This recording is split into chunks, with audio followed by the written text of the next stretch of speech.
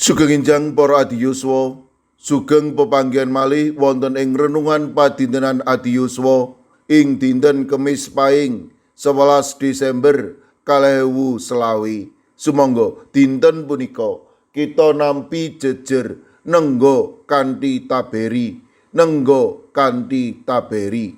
Para adiyuswa, kanggenipun sawetawis tiyang nenggo punika bab ingkang angel. Milanipun tumus pitembungan menunggu adalah hal yang membosankan. Nenggo punika bab ingkang boten ngremenaken. Pitembungan punika tumus awit kita boten taberi anggenipun nenggo. Saknyatanipun wonten bab ingkang sae nalika kita nembe nenggo inggih menika kasetyan lan kabingahan. Para Rasul setunggal ayat 18 ngendika, kabeh padha saiyek anggone mempeng ing pandonga bebarengan karo wanita sawetara sarta ibu Maryam kang ibune Gusti Yesus tuwin para sedereke Gusti Yesus. Ing ayat punika para rasul nembe nenggo prasetyanipun Gusti inggih menika bab pangosipun Roh Suci lan rawuhipun Gusti ingkang kaping kalih. Kados pundi anggenipun nenggo? Para rasul kanthi setya nenggo ing kitha Yerusalem ing satunggaling griya ingkang asring dipun agem kempalan. Ing ngriku para rasul saiyek nunggil manah ing pandonga. Pandonga bab ingkang penting ing jamanipun gereja kawitan. Ing swasana nenggo para sekabat sami miji tiyang kangge ngentosi Rasul Yudas Iskariot ingkang balila. Petrus ingkang mangarsani ing pangmiji kanthi maringaken sawetawis syarat kangge ngentosi Yudas Iskariot. Wonten kalih calon inggih menika Yusuf ingkang sinebat Barsabas utawi Yustus lan Matias. Caranipun miji kanthi cara dipun undi kawiwitan dedonga ingkang mempeng matemah Matias kapiji lan dipun pitadosi minangka kersanipun Gusti. Para adiyuswa, samangke kita nenggo rawuhipun Gusti kaping kalih lan nenggo dinten Natal. Menapa ingkang kedah kita tindakaken? Kita kedah tetep tekun taberi nunggil manah ing pandonga sinarengan sederek nunggil ing kapitadosan. Kita pitados bilih Roh Suci badhe nguwaosi kita matemah kita saged nindakaken paseksi. Mila sumangga sami nenggo rawuhipun Gusti lan Natal kanthi njagi gesang ingkang jumbuh kersanipun Gusti. Amin.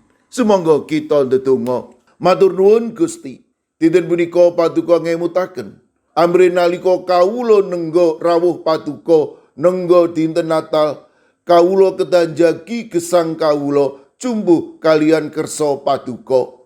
Paduka berkahi para adiyuswa dalasan anak putu kawula ing pundiya papan. Monggo paduka ingkang reksa, paduka ugi ingkang tansah paring berkah wonten ing satata gesangipun. Mirunggan kala pasrahaken baraya ageng Bapak Joko Sulastiono GKJ Antepi ingkang dasa mungkin nembe nandang kasisahan tinilar dining semahipun. Kawula pitados paduka ingkang badhe ngreksa lan paring panglipur matemah sedherek kawula menika enggal saged kapulihaken dening paduka. Kawula ugi masrahaken kaudinipun sedherek kawula ing GKJ Antepi ingkang nembe nandang sakit lan ing pemulihan. Ibu Paini, Ibu Jumini, Ibu Juminah, Bapak Joko Wahyu Adi, Bapak Kustam, Bapak Sukiman, Bapak Slamet Mulyono, Mbah Tuminem lan Mbah Jah. Kawula pitados paduka ugi badhe ngreksa lan paring berkah. Mirunggan kala pasrahaken sederek Nena putranipun Bapak Beni ing wilayah sekawan GKJ Magelang ingkang dasa mangke nembe nandang sakit ing griya sakit Bandung.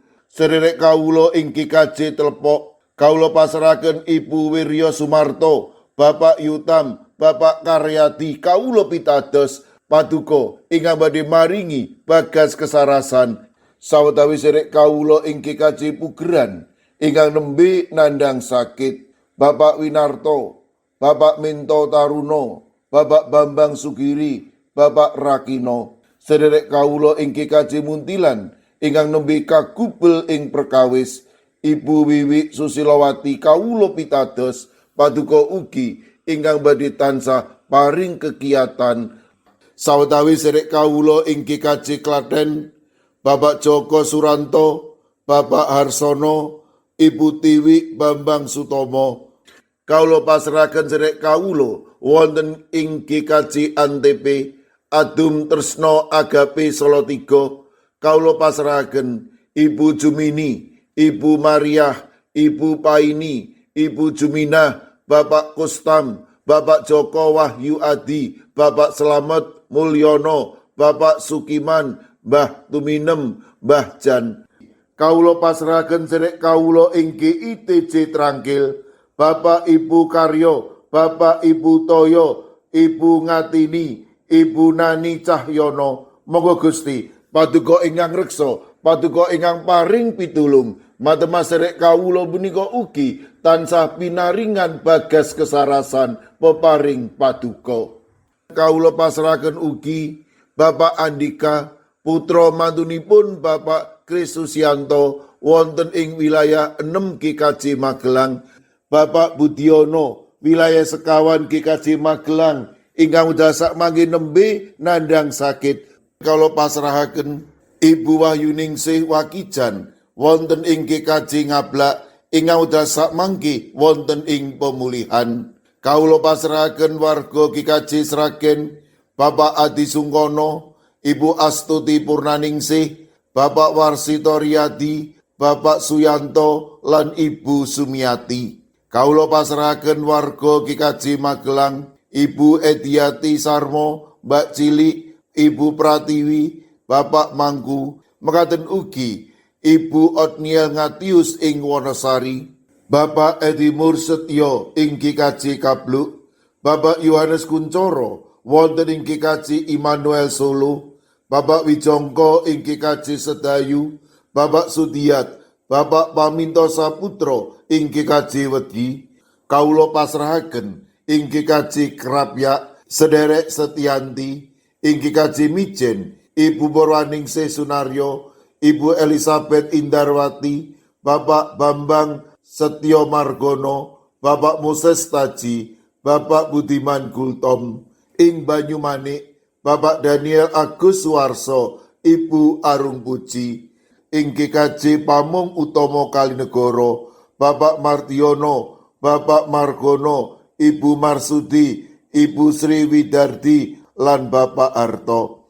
Sedherek Esti wonten ing Wonocatur, kawula pasrahaken sedherek kawula wonten ing Semarang Barat, Ibu Lini Sutopo. Sedherek kawula wonten ing GKJ Ungaran, Bapak Hono Hadi Prasetyo, Bapak Resbiarto, Ibu Ratiningsih, Ibu Dewi Teguh, Ibu Kristini Sunaryo, Ibu Suhantini Hadiono, sedherek Dwi Putro, Ibu Sugito, Bapak Sembiring, Ibu Surisno, Ibu Munarti, lan Bapak Ibu Tugiman. Lan kawula pasrahaken ing GKJ Tuban, Bapak Yohanes Mudadi, ing GKJ Wonosobo, Bapak Lazarus Samijan, Ibu Endang Sarjono, Bapak Yusuf Sunaryo. Kawula pasrahaken Ibu Lasiem ing Gundang Winangun, Eyang Sarwito ing GKJ Ngalian, lan ugi kawula pasrahaken para adiyuswa lan sinten kemawon ingkang dasak mangke nembe nandhang sakit. Kawula pitados Paduka ingkang badhe nyarasaken matemas sedherek kawula menika pikantuk bagas kesarasan ingkang wetah. Kawula pasrahaken sedaya pandonga lan pasambat kawula wonten ing asta Paduka Gusti kawula Yesus Kristus. Amin. Sumangga para adiyuswa kita tutup pepanggihan kita renungan padintenan adiyuswa kanthi ngrepekaken kidung. Sumangga.